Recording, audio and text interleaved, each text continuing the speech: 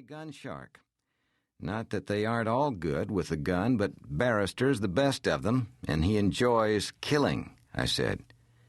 I suspect he's looking for the man who killed his brother Ryan about 4 months ago up around Billings. Her concerned eyes moved from me to the window and then back again. Abel Gate, is that man? Uh-huh, that's what I hear.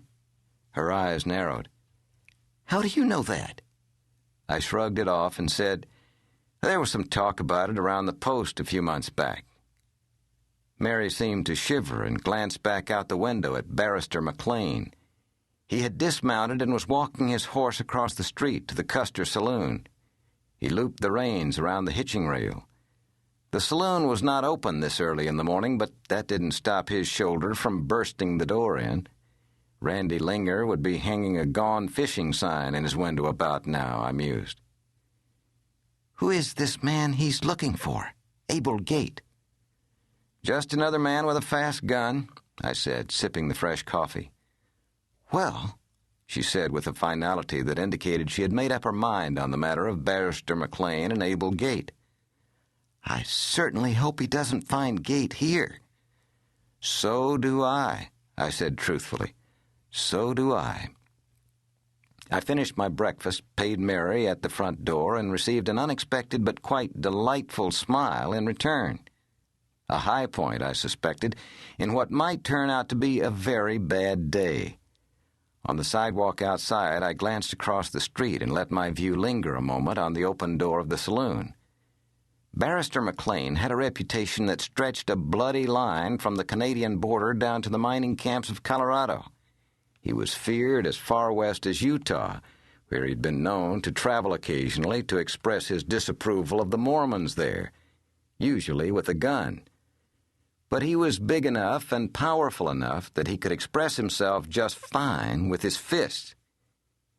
He didn't move east very often.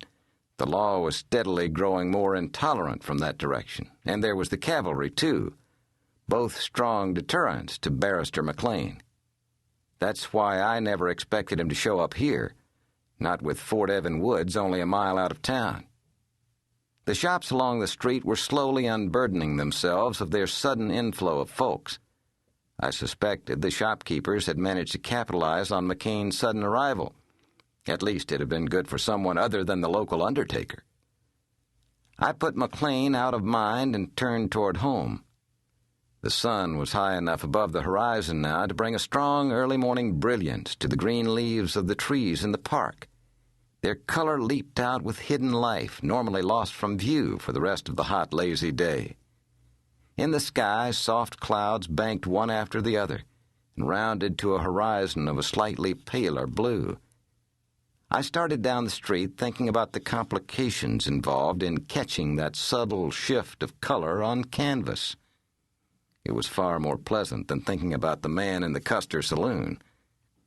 I glanced diagonally across the street and noted with mild amusement that the passers-by there were giving the open door a wide berth. The house I live in is the last one on A Street.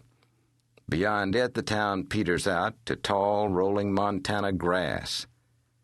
I slowed my pace and stopped behind an ancient cottonwood tree that had stood at the corner of Main and A Street long before there had been a Main and A, or clapboard homes to break up the gentle lines of rolling hills.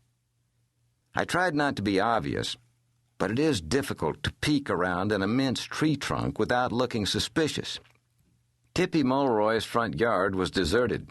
A wave of relief swept over me as I stepped out and quickened my pace. Passing her front door, I noted the absence of several red roses that had been blooming on the bush by her gate this morning when I'd left for breakfast. I made it safely past her yard and was striding up to my front door when, "Oh, Mr. Gatelatch!" A flower-colored face beamed out at me from her open door, gray hair tied into a bun at the back of her head. I had never seen her wear it any other way. I stopped with my hand upon the doorknob. Caught a moment too soon. "Good morning, Tippy," I said pleasantly, wishing I had been half a minute quicker. But it wouldn't have made any difference. Tippy Mulroy had been lying in ambush for me behind the curtains of